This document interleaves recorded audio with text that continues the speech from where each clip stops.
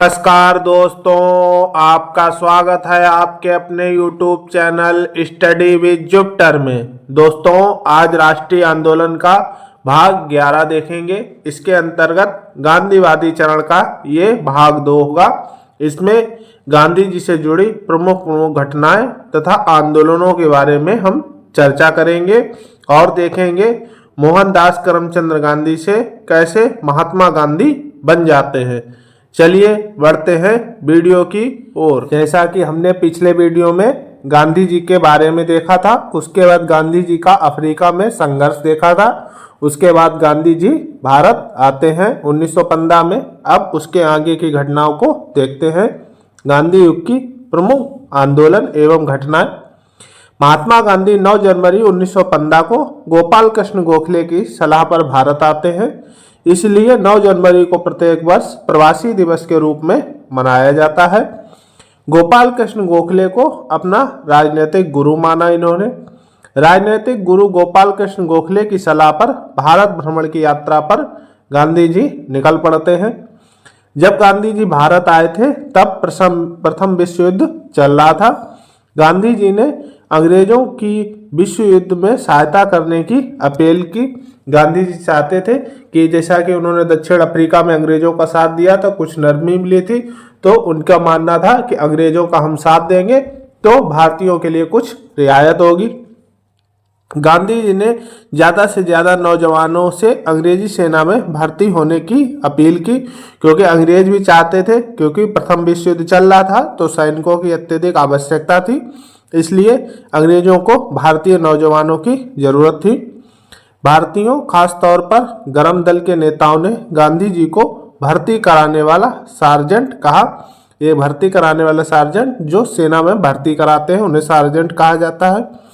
अंग्रेजों ने सन 1915 में इसी उपलक्ष्य में केसरे हिंद की उपाधि से नवाजा, क्योंकि अंग्रेजों के लिए अच्छा काम कर रहे थे तो अंग्रेजों ने इन्हें केसरे हिंद की उपाधि दी और भारतीयों ने इन्हें भर्ती कराने वाला सार्जेंट कहा। गांधी जी ने दक्षिण अफ्रीका से वापस आने के बाद अहमदाबाद में कोचरब आश्रम की स्थापना करते हैं।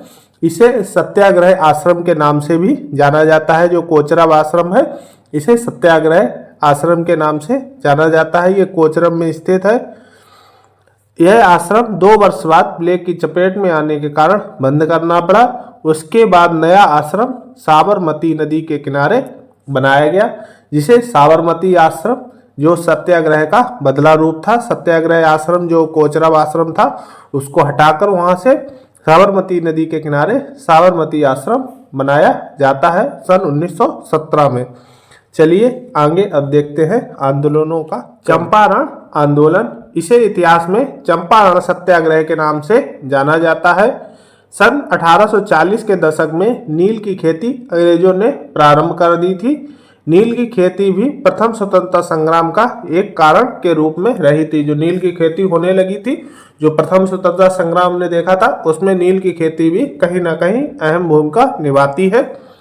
नील की खेती अंग्रेजों द्वारा 2 प्रकार से कराई जाती थी। एक जीरात, इसके अंतर्गत अंग्रेज अपनी देखरेख में नील की खेती करवाते थे। दूसरी असामीवाद, इस व्यवस्था में किसानों को 1 बीघा में 3 कट्ठा भूमि पर खेती करने को मजबूर किया जाता था। इसे 3 कठिया प्रणाली इसे कहा जाता था। 3 कट्ठा प्रणाली, 3 कठिया प्रणाली, यही 3 कठिया प्रणाली थी कि 1 बीघा में 3 कट्ठा भूमि पर उन्हें जो नील की खेती थी वो करनी ही होती थी। नील खेती किसानों के शोषण के विरुद्ध आंदोलन की शुरुआत होती है।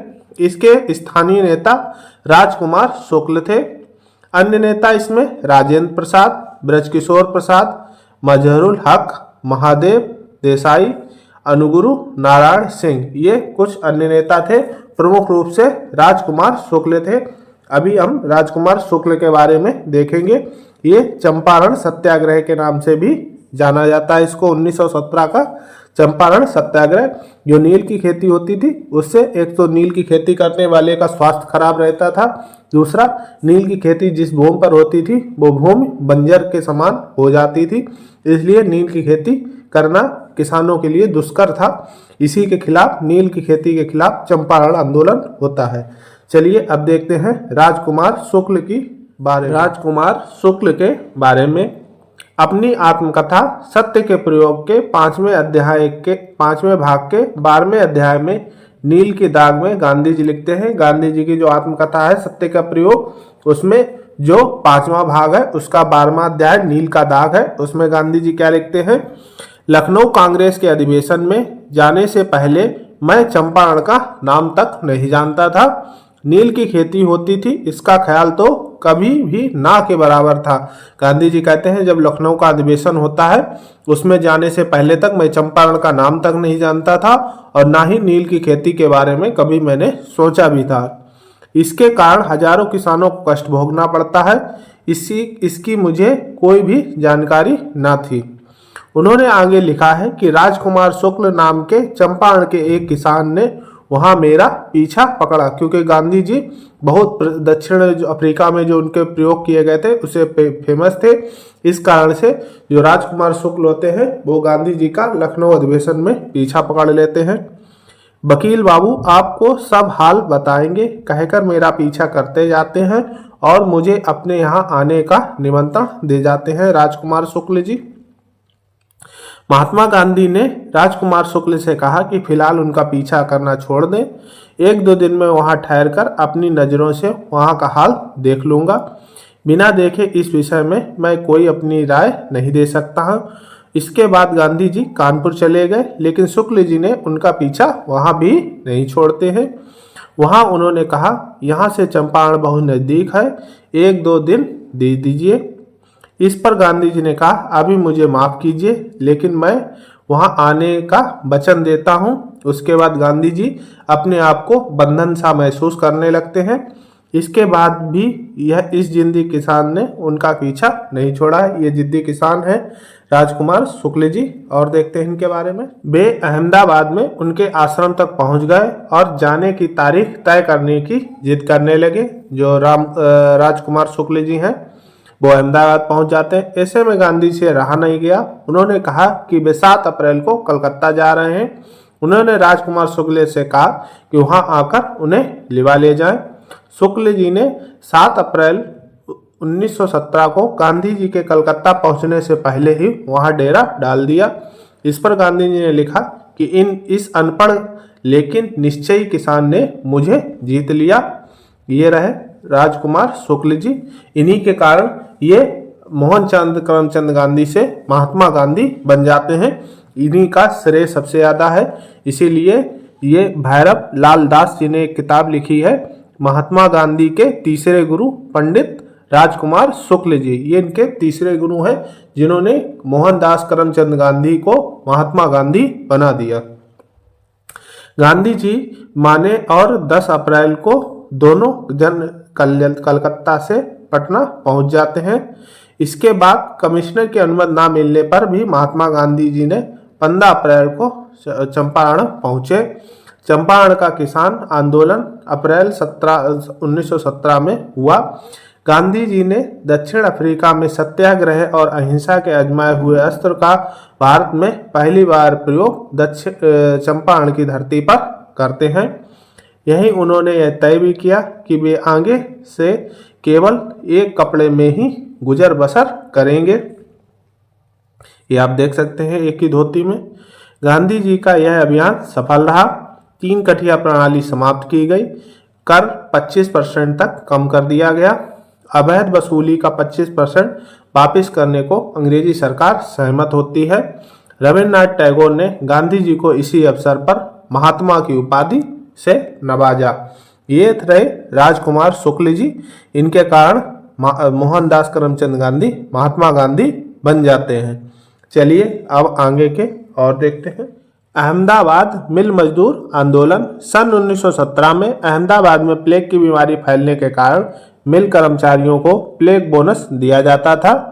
सन 1918 में मिल मालिकों ने बोनस समाप्त करने की घोषणा कर दी, क्योंकि अब प्लेग समाप्त हो चुका था, जिसका मिल मजदूरों ने विरोध किया, क्योंकि प्रथम विश्व युद्ध के कारण महंगाई अब बढ़ चुकी थी। गांधी जी ने मजदूरों के समर्थन में भूख हड़ताल करने का फैसला किया और पहला अनशन ये हो जाता है। हड़ताल को देखते हुए मिल मालिक 20% भत्ता देने को राजी हो गए, परंतु मजदूर 50% भत्ते की मांग कर रहे थे। इस आंदोलन में आवालाल साराभाई की बहन अनुसुईया बेन ने गांधी जी का साथ दिया और एक दैनिक समाचार पत्र का प्रकाशन भी किया। मजबूर होकर मिल मालिक मजदूरों से समझौता करने के लिए तैयार हो गए। सारा मामला एक ट्रिब्यूनल को सौंप दिया गया। ट्रिब्यूनल ने सारे मामले को देखते हुए मजदूरों को 35% भत्ता देने की घोषणा कर दी जाती है, जिससे हड़ताल समाप्त हो गई। यह गांधी जी का दूसरा सफल आंदोलन था। इस आंदोलन में गांधी जी ने पहली बार भूख हड़ताल अनशन किया था।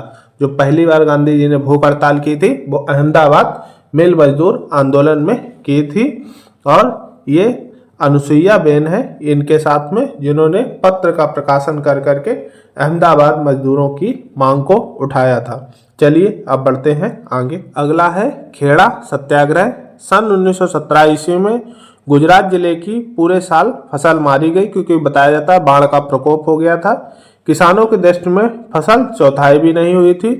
फसल नष्ट होने के बाद भी कर की वसूली की जा रही थी।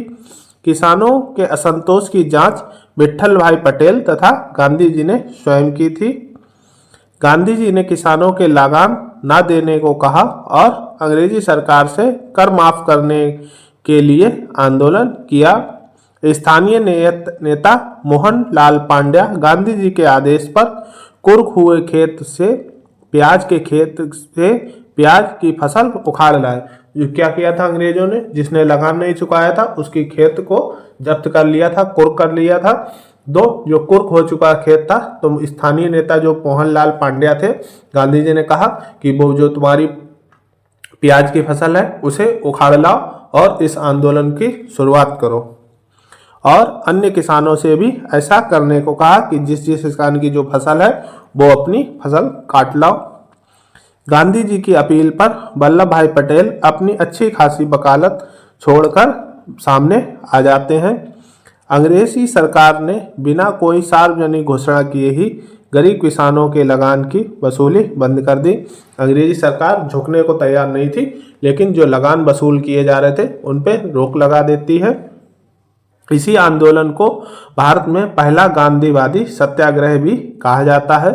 सफलता मिली, यह निर्णय हुआ कि जो किसान लगान दे सकते हैं वही दें और किसी पर कोई जबरदस्ती नहीं है। इससे किसानों को अधिक लाभ तो ना हुआ, पर उनकी नैतिक विजय अवश्य हो जाती है इस खेड़ा सत्याग्रह आंदोलन से। चलिए बढ़ते हैं अब आगे। अगला है रॉलेट सत्याग्रह।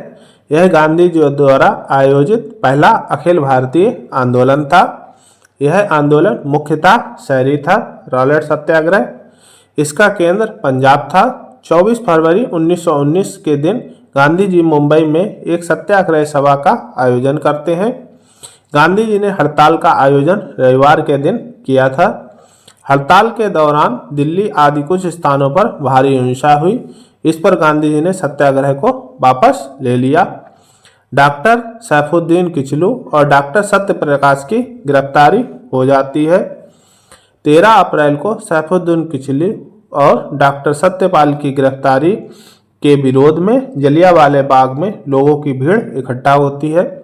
अमृतसर में तैनात फौजी कमांडर जनरल ओ डायर ने उस भीड़ पर अंधाधुंध गोलियां चलवाईं। हजारों लोग मारे जाते हैं। इसे जलियांवाला बाग कांड भी कहा जाता है। इसके बारे में हम आगे वाले वीडियो में पढ़ेंगे, जलियांवाला बाग हत्याकांड के बारे में। सरकारी स्रोतों में 379 लोग मरे, लेकिन वास्तव में इनकी संख्या 1000 से ऊपर लगभग 1500 तक बताई जाती है। सरकार ने इस कांड की जांच के लिए हंटर कमेटी का गठन किया।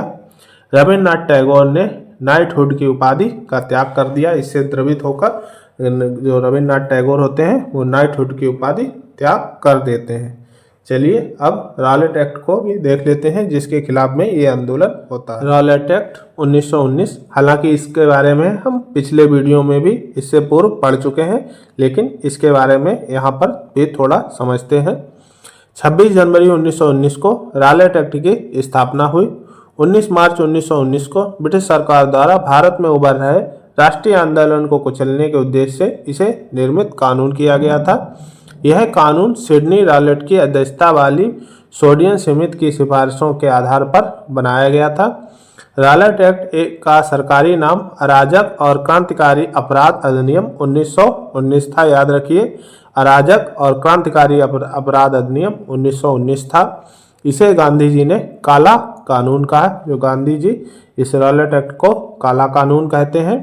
इसे बिना वकील, बिना अपील, बिना दलील का कानून भी कहा जाता था।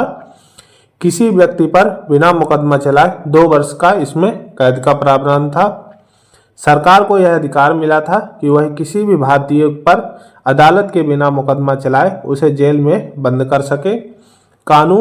इस कानून के तहत अपराधी को उसके खिलाफ मुकदमा दर्ज कराने वाले का नाम जानने का अधिकार भी समाप्त कर दिया गया था।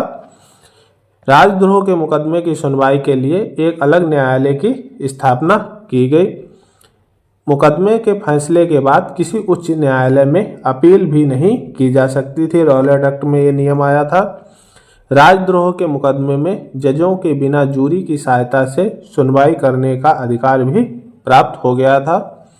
वह बलपूर्वक प्रेस की स्वतंत्रता का अधिकार छीन सकते थे और इच्छा अनुसार किसी भी व्यक्ति को कारावास में डाल दें या फिर किसी को देश निष्कासित कर दें।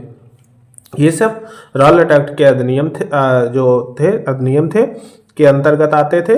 इसीलिए इसे काला कानून गांधी जी ने कहा और बिना वकील, बिना अपील, बिना दलील का कानून भी इसे कहा गया। चलिए बढ़ते हैं अब आगे। खिलाफत आंदोलन। तुर्की के खलीफा को विश्व के सारे मुसलमान अपना धार्मिक गुरु और मसीहा मानते थे। जो खलीफा पद है ना, इसके बारे में हम जब इस्लाम धर्म पढ़ेंगे उसमें हमको खलीफा पद देखने को मिलेगा, इसका सृजन कैसे होता है। प्रथम विश्व युद्ध के बाद अंग्रेजों का अधिकार तुर्क पे हो जाता है। सन 1919 में जो तुर्क पर अधिकार कर लेते हैं अंग्रेज, उसके बाद अंग्रेज 1920 में तुर्की के जो सुल्तान खलीफा होते हैं उन पे सेवरेस की संधि थोप देते हैं। खलीफा पद अंग्रेजों द्वारा खत्म करने की घोषणा की जाती है। भारत के मुसलमानों ने खलीफा के लिए आंदोलन का विचार किया। मार्च 1919 में बंबई में एक खिलाफत समिति का गठन किया जाता है। यह आंदोलन सन 1919 में लखनऊ से शुरू होता है और 17 अक्टूबर 1919 को संपूर्ण देश में खिलाफत दिवस मनाया जाता है।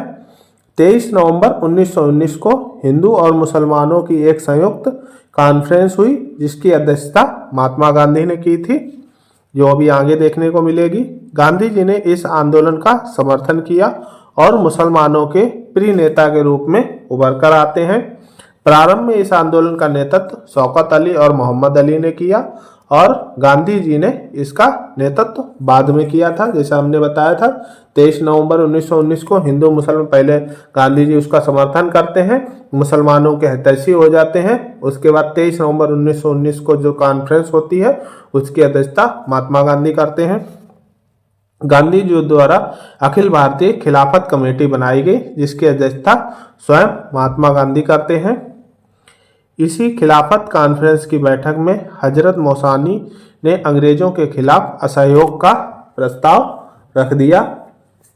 सितंबर 1920 में लाला लाजपत राय की अध्यक्षता में कांग्रेस का विशेष अधिवेशन में असहयोग प्रस्ताव पारित किया जाता है। जो कांग्रेस का विशेष अधिवेशन होता है उसमें असहयोग जो चीज उभर कर आती है उसका प्रस्ताव पारित किया जाता है।